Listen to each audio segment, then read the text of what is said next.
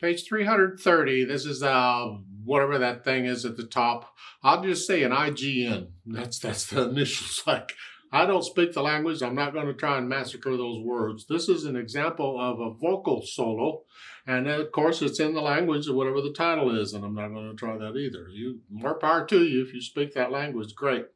I'm just going to talk about the music. I'm assuming this is a situation where you are accompanying someone who is singing this, or you're a music teacher and you have a vocal student. And I'm hoping if you're a music teacher with a vocal student, you do know what these words are. You know how to pronounce them, because you got to help them with their pronunciation too, and enunciation. Otherwise, you might want to send them to a teacher who can speak this language. Or take some lessons yourself and learn it.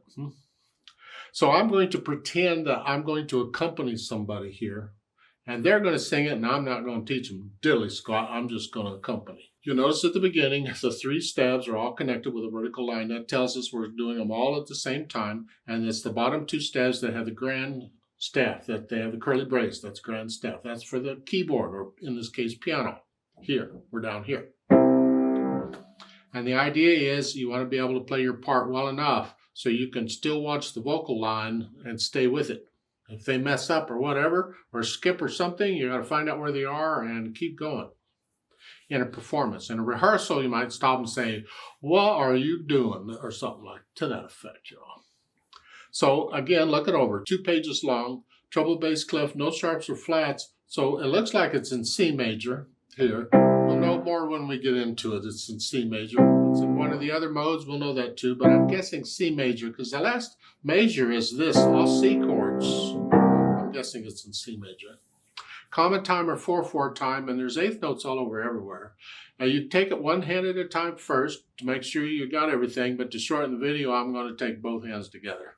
It starts here just C chords, eighth notes, you add the half notes. In here.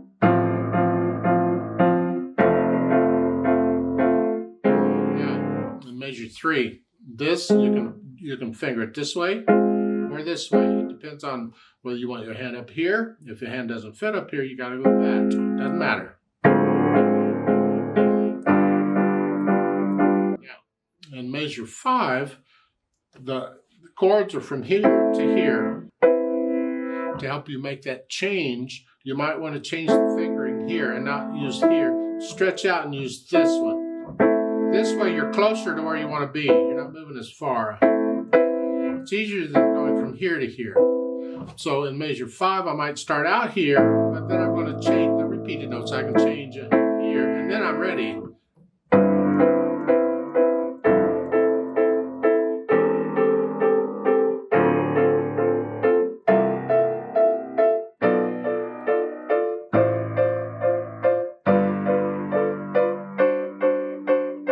It sounds weird, and when you get something that sounds weird, is that what? Well, stop. Spell out the chord. This is measure 9, the last 2 beats. We're here. You have a G in the left hand. Okay. And we have that last chord is a D, an F sharp, and a C. Here. It sounds weird because of the G. Because that's sort of what it sounds like here. That's what they're doing. It's not my fault. It's in the music. But it resolves. See, the left hand's tied there. In measure 10, you don't need the natural sign.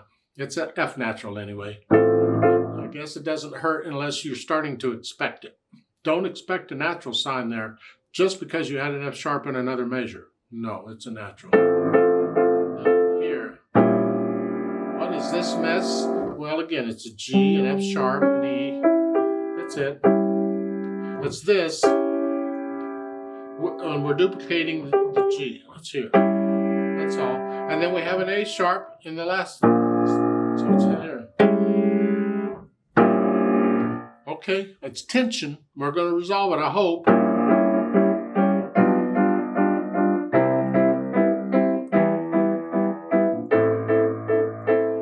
And again, going from measure 12 to 13. I don't have to go from here to here.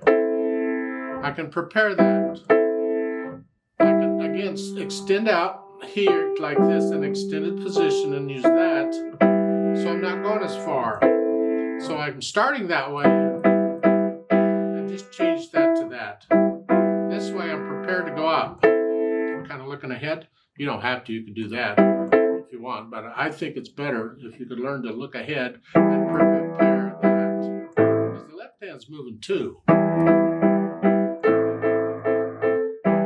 And here, just go down here. You just kind of here. Let's go back to measure 12 again. The end of that is here. And you can do 2, 3, 5 there in measure 13, because I got to go back down. And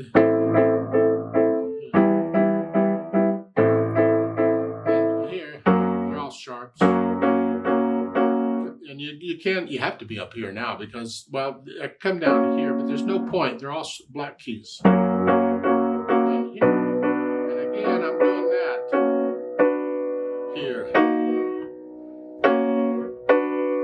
Stay down. And here. And here.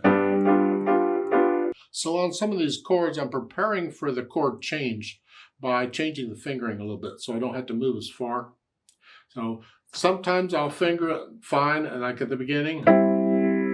I could have done a 1, 2, 4 because the little finger then is saved for the next measure. But you don't have to. You can go here. That's easy enough to do. It's a personal thing. You decide, but don't always use 1, 3, 5 or 1, 2, 5 on these things. Learn to extend out sometime, even though you're not using all the notes. You're using that position to help you get to another chord. Now, I'm not familiar with this particular Schumann lieder or song, but I'm wondering if they really want that choppiness. Because if you pedaled it, does that mess it up? I don't know. You'd have to listen to professionals. Do they pedal it or not? I don't know.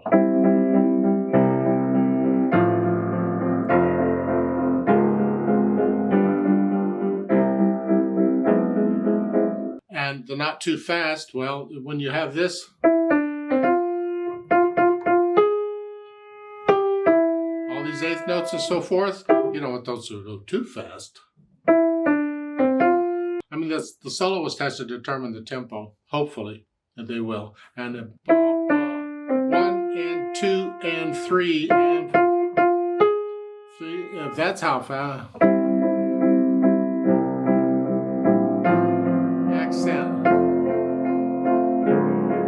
And how loud you play is up to the soloist. How loud are they going? You got to stay under that. So to come out and say this is moderately loud, that's fine maybe for the first couple of beats, but when the soloist comes in at moderately loud, you got to get down. So here, then all of a sudden you're here and then soft. So you could treat that accent and then soft, and then stay down. More like a moderately soft to soft. And whether it's moderately soft or soft, again, kind of depends on what chords you're playing and where you are on the piano, because down here, it gets loud all by itself. So you got to maybe think soft or very soft in the left hand to stay under the vocalist, whatever they're doing. You have to adjust the dynamics to what the vocalist is doing. In measure 13, they're telling you loud here.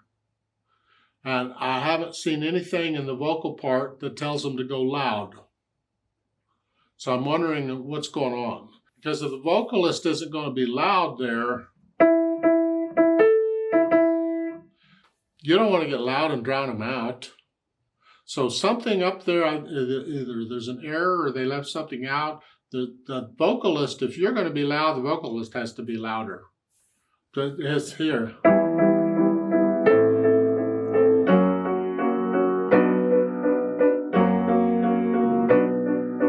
So you have to rehearse so you understand what each other is doing and how loud you're going to be and how fast you're going to go, and do you slow down. If the vocalist does rubato and does anything with that, you got to stay with them, but you can't do too much rubato when you have repeated eighth notes. Those have to be pretty steady throughout. There's some challenges to this kind of stuff, but consider all those. It isn't just playing the music. And when I pedal it, which I was doing, it's only like a quarter pedal. I just barely pushing this down. I'm not going all the way. I just a little bit. It just extends the sound just a little bit. I just barely raise the dampers just a hair, and that's, you have to experiment with the pedal. Push the down, you get to that sound you want. And the problem is every piano's a little different, so you have to experiment with the piano. How far down do you need to push the pedal to get the effect you want? So it isn't just chop, chop, chop, chop, chop, chop. I think he wanted it to flow, so this is probably more of a smooth flow. You get the idea. Hopefully there's plenty of recordings that you can actually hear what this thing sounds like, so you get an idea of what it sounds like. But I would encourage you at least learn the mechanics first before you go listening to anything. Learn it first. It's the interpretation. You get ideas from other people interpreting it, listening to them interpret it. And that gives you ideas on how to interpret it. Not that you have to do it the same way, but if it's a professional and they've been trained, and maybe they come from people who actually knew how Schumann thought it should be done and know more about it, and now I'm rambling on, and let's just quit. Anyway, if you have any questions, feel free to ask your teacher.